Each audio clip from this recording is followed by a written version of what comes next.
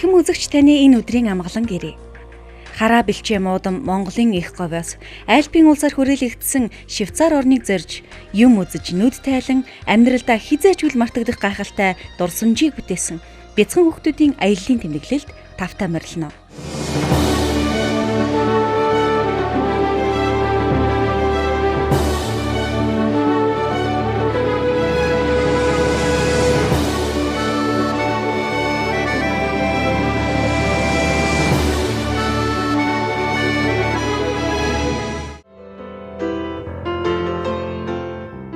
(2015 оны 6 дугаар сарын 27) Швейцарын холбооны улсын Цюрих хот. Цэвэр цэмцгэр хийгээд үзэж харах зүйл ихтэй дуулах сонин аривантай газар ажээ. Монголын хөдөө талд төрж өссөн улсынхаа нийслэлдч тоотойхон хөл тавьсан хүүхдүүдийн хувьд ёстой л үлгэрийн орон гэмээр. Наран эсэн говийн багчууд юуны учир Швейцар улсаар аялах болсон талаар үзэгчдээ сонирхож байгаа эзэ.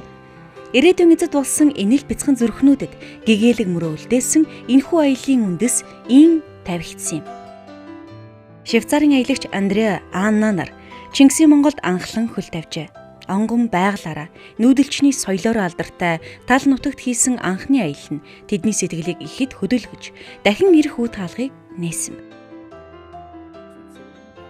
Монголд анх очиход хөтөч маань Монголын хангай Швейцарын онгон байгальтай бага зэрэг төстэй учраас биднийг говьор аялахыг зөвлөсөн. Тэрхүү зөвлөгөөний дагуу бид Дундгов аймгийг зорж байлаа. Нэг ч гэр байхгүй, нүд алдам уудам тал нутаг. Халуун уур амьсгалтайгаа адилхан халуун сэтгэлтэй хүмүүс биднийг тосно нь сэтгэлийг маань маш их хөдөлгсөн юм. Монголын говьд гайхамшиг олон байдаг юм лээ.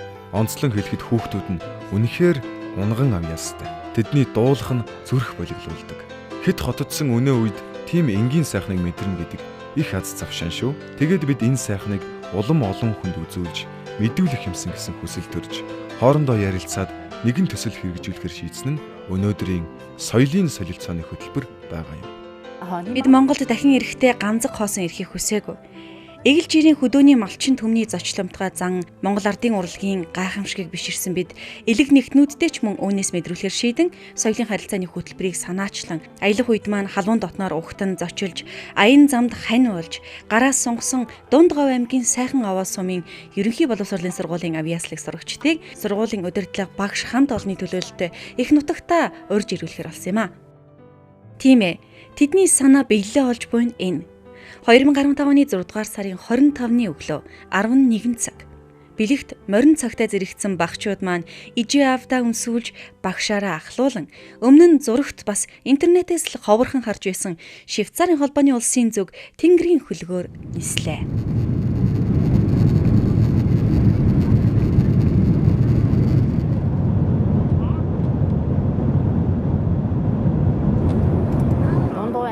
Сайхан уус сумын ерөнхий боловсролын сургуулийн 15 сурагч, 4 багш Монгол өв соёлын харилцааны төсөл хөтөлбөрийг хэрэгжүүлэхээр бид одоо Швейцарын холбооны улс руу зорж байна.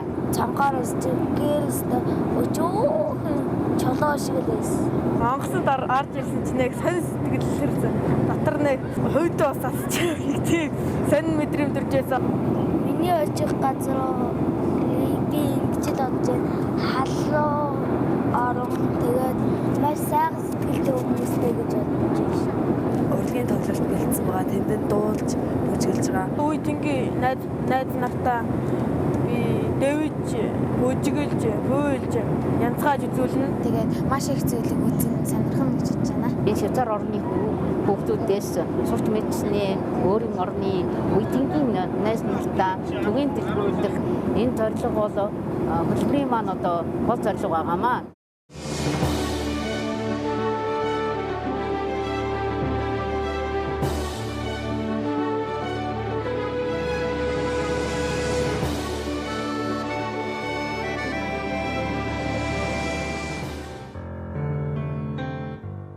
Олон цагийн нислэг маань өндөрлөж бид холбооны бүгдийн амьдрах герман улсын Франкфуртер хотод бууж цааш галт тэргээр Швейцарын холбооны улсын Цюрих хотыг зорилоо. Тэнд биднийг урьсан гол эзэд Анна, Андреа нар халуун дотноор угт авсан юм. Ийхүү бид зорьсон газартаа ч хүрлээ. Хүлээсэн хүмүүстэйгээ ч уулзлаа. Нэгэнд цаг орой болсон тул байранда байрлаж бяцхан тогчоод аяллаа эхний өдөр маань өндөрлсөн юм. Маргааш өдөр нь бид зорин ирсэн Цюрих хоттой танилцах аялалд гарлаа. Чухамдаа Швейцар улсын тухай мэдээллийг давхар авч, орчинтойгоо танилцсан, түүхийн дурсгалд барилга байгууламжуудаар орж, тус улсын боловсролын системд үнэлж баршгүй хувь нэмэр оруулсан, чанартай боловсролыг хүн бүрт эзэмшүүлэх талаар ихээхэн үр бүтээл гаргасан Жон Хендрикийн хөшөөнд зочлоо. Цаашлаад мэдээж хүүхдүүдийн аялал учраас амьтны хүрээлэнг зарилаа. Авраг ястмилхи, бар, оцон шөө гэх зэрэг өвөрмөц амьтдыг хараад хүүхдүүд маань ястай л алмаарч ирсэн юм. Бид нар ирээд анхныхаа аяллыг хийж байна. Тэгээ маш гоё юм. Бүх юм Монголоос өөр юм. Говийн аймгаас ирсэн учраас орчин шал өөр учраас алмаараа Монгол амьтан тэмээ сарлаг энэ төр байхыг хараад их гайхаж байна л да. Дандаа л нэг зурагтаар үзэж байсан амтай энд арслан бар пингвин энэ төр байна гэж ерөөс төсөөлөөгүй. Харин тэгсэн чинь нөгөө зоо паркт нь байд юм. Тэгээд их сэтгэл өндөр байна. Цаашдаа аялал маань одоо энэс илүү гоё үргэлжлэх байх гэж бодож байна. Бид нарыг урьдсан Андрей захирал эхнэр Анна хоёр маань болохоор бид хэдийг маш гоё хүлээж авч байна. Олон сонирхолтой зүйлийг бас хөтөлбөртөө тусгаж өгсөн байгаа нь биднэрт маш их таалагдж байна. Аялал цааш үргэлжилж, Берн хот дахь парламентын ордноор зочлоо. Хүүхдүүд маань хурлын танхимд сууж, өөрсдийгөө хизээний улс төрч болсон мэтээр төсөөлөв, зураг татуулж байлаа. Энэ нь тэдний хувьд нэр төрийн хэрэг байсан юм. Швейцарын амьдрал, Швейцарын одоо хөгжлийг өнөөдөр өөрсдийнхөө нүдээр харж байгаа нь манай хүүхдүүдийн мэдлэгийг өргөжүүлэх, цаашдаа зөв хүн болж төлөвшөх, өөрсдийнхөө харсан, үзсэн мэдсэнийг ээж аав ах дүү нар найз нөхдөд дамжуулж хэлэх одоо ийм сайхан боломж бүрдэж байгаад одоо Швейцарын бие хөгжлөө гэдгээд ичсэд яамныхаа зүгээс маш их талархаж байгаа илэрхийлье.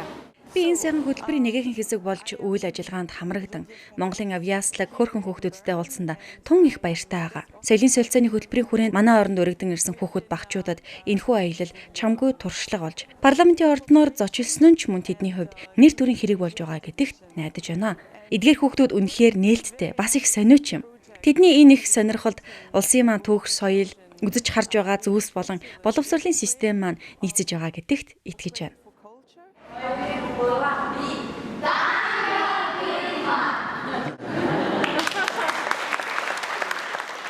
Бидний дараагийн зогсоол нуурын аялал усан парк. Гол уснаас хол говийн хүүхдүүдэд энэ хөтөлбөр үнэхээр их таалагдсан шүү. Өнөөдөр бол маш гоё өдөр байна. Анхудаага онгоцон сууж үзлээ маш гоё.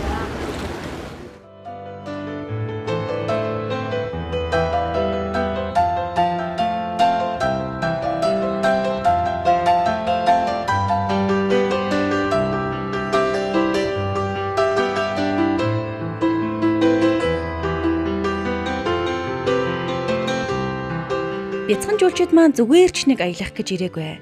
Тэд соёлын солилцооны хүрээнд асар их зүйлийг сурч мэдэх, бас бусдад таниулан сурталчлах зорилготой. Энэ ч утгаараа техник технологи өндөр хөгжсөн хүн ам олонтой Швейцар улсад хог хаягдлаа хэрхэн боловсруулах талаар сонирхож, үйлдвэрт нь зочлон хог боловсруулах үйл явцтай бүрэн танилцсан юм. Манай орны хувьд хогоо тэр бүр ялгаж хайдаггүй, дахин боловсруулалт хөгжөөгүй тул энэ үйлдвэр үйл явц шинэлэг бөгөөд сонирн байлаа. Уг үйлдвэртэй танилцсны дараа хүүхдүүд маань очоод заавал хогоо ялгаж хайнаа. Ил задгаа хог яасан ч хаяхгүй гэх зэргээр хүүрнэлдэж байсан. Тус аяллаа үр дүнг багч болов илтгэх аж.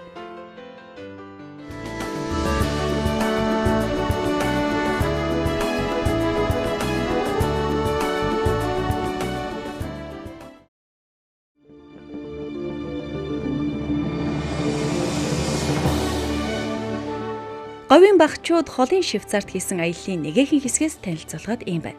Харин тун удахгүй улам сонирхолтой хэсгүүдийг хүлээн авч үзээрэй.